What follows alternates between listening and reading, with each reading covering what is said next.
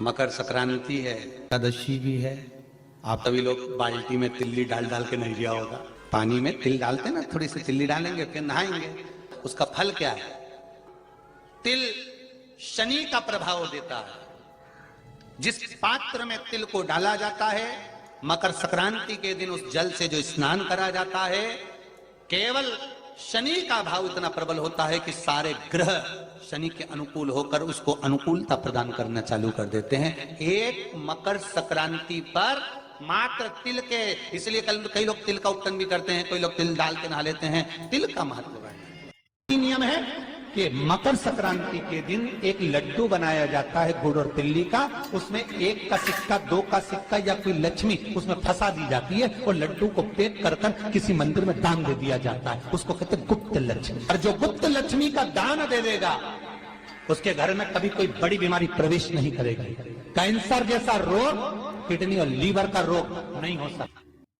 भगवान सूर्य नारायण करें, भगवान भास्कर देव करें, सुनो शनि तुम नए घर में प्रवेश करे हो, इसलिए तुम्हारे घर में मैंने प्रवेश करा है। जो मुझे तिल का और गुड़ का भाव देगा, दान पुण्य स्मरण करेगा, मकर राशि के अंतर्गत मैं प्रवेश करा हूं, तुम्हारे घर में संपदा की वृद्धि होगी। दान धर्म पुण्य संकीर्तन स्मरण ये कभी घटता नहीं। दूसरे घर में प्रवेश किया था। मकर संक्रांति का पर्व है। ये कोई मकर संक्रांति ऐसी नहीं पड़ गई। किसी देवता का घर जला था, तब जाकर दूसरे घर में प्रवेश किया था।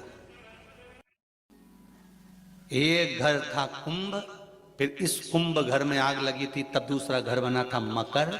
फिर मकर घर में भगवान सूर्य नारायण आए, उनका आदर हुआ, तब जाकर ये मकर संक्रांति हुई। कोई ऐसी हो गई क्या तब मकर संक्रांति हुई थी। एक बहू ने अपने ससुर का आदर नहीं करा था,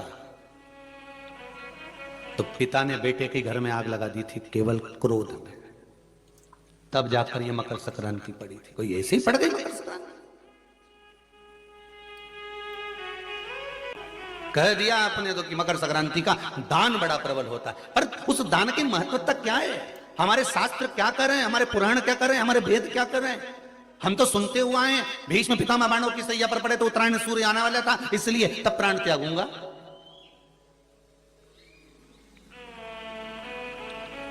मकर राशि में सूर्य प्रवेश करेगा, तब मैं आनंद पाऊंगा, तब मैं दान करूंगा पुण्य। तो आखिर दान की महत्वता इतनी प्रबल कैसे हो गई? वो तिल की महत्वता इतनी प्रबल कैसे हो गई? वो गुड़ की महत्वता इतनी प्रबल कैसे हो गई?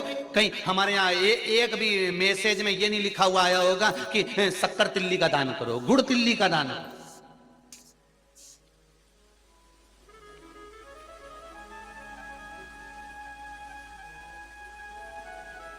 ज्योतिष के हिसाब से तिल शनि है और गुड़ सूर्य है। ज्योतिष के हिसाब से तिल शनि है और गुड़ सूर्य है।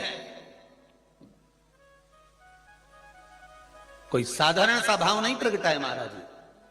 इस मकर संक्रांति पर केवल लोगों ने कह दिया कि पतंग उड़ा लो, तो कितनी अच्छी बात है, हिंदू धर्म में कम से कम एक दिन दिया, उड़ा लो।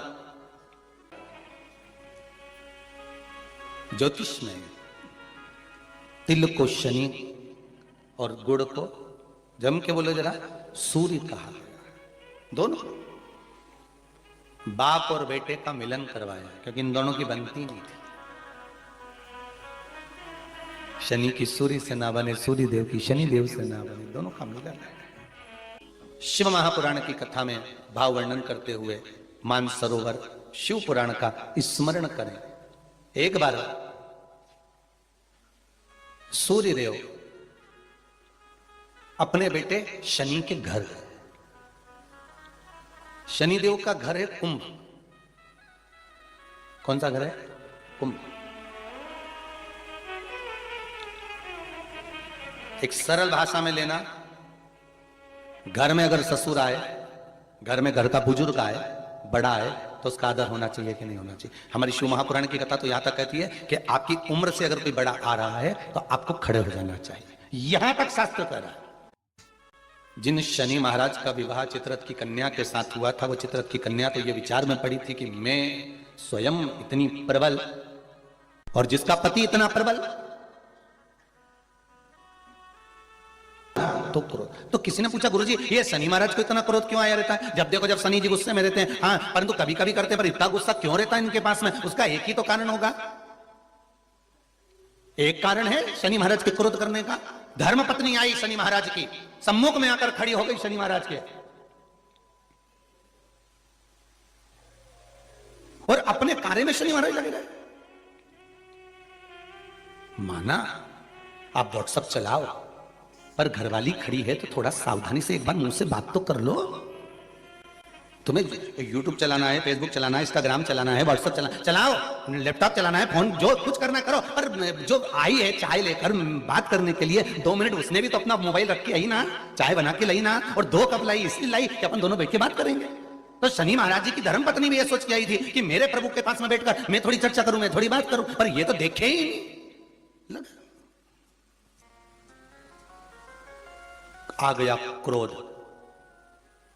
और क्रोध में बस खड़ी होकर बोल दी, मेरा श्राप है स्वामी तुमको। अब देखिए जरा, शनि महाराज की पत्नी, मेरा श्राप है स्वामी तुमको, तुम मुझे नहीं देखे हो, अपने कार्य में लगे हो, मैं श्राप देती हूं, तुम जिस पर दृष्टि दोगे वो जलकर भस्म हो जाएगा।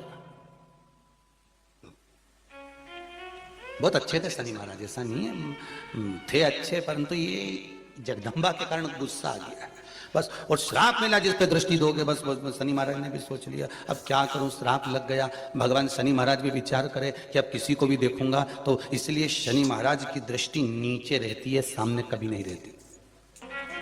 शनि मंदिरों में जितने भी शनि मंदिर हैं, आप सारे शनि मंदिरों में जाकर दर्शन करोगे तो शनि महाराज की दृष्टि सामने है, पर शास्त्र कहता है शनि महाराज ने दृष्टि अपने ऊपर नहीं रखी, नीचे की ओर रखी है।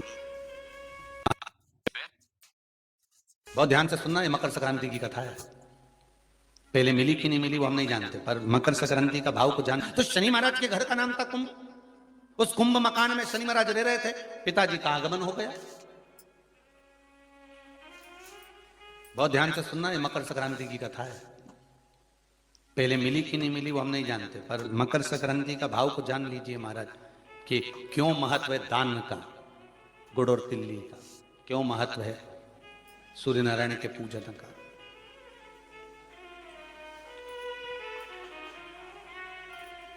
महाराज भगवान सूर्य नारायण का प्रवेश हुआ कुंभ में, घर में प्रवेश करा, जैसे ही प्रवेश करा शनि महाराज तो उठ खड़े हुए, पर बहू खड़ी नहीं। घर का अगर कोई बड़ा आए, आदरणीय आए, सम्माननीय आए, तो उसको आदर देना चाहिए, सत्कार करो। जैसे ही घर में प्रवेश करे, अब घर में प्रवेश करे तो आदर का भाव होना चाहिए था। महाराज आदर का भाव प्रकट होना चाहिए। महाराज कुंभ जल गया।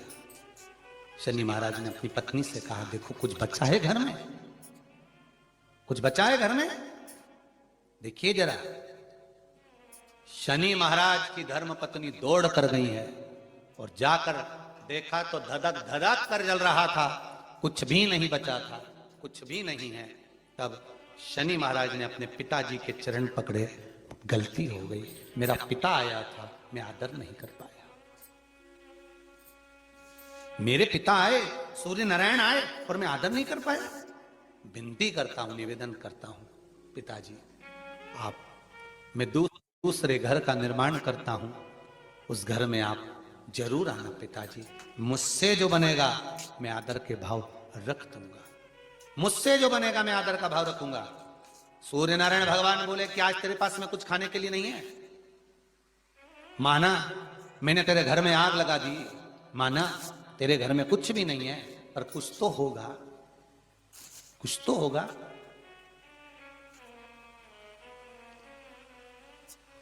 अंदर गई चित्ररथ की पुत्री, दौड़ कर गई शनि महाराज की धर्म पत्नी।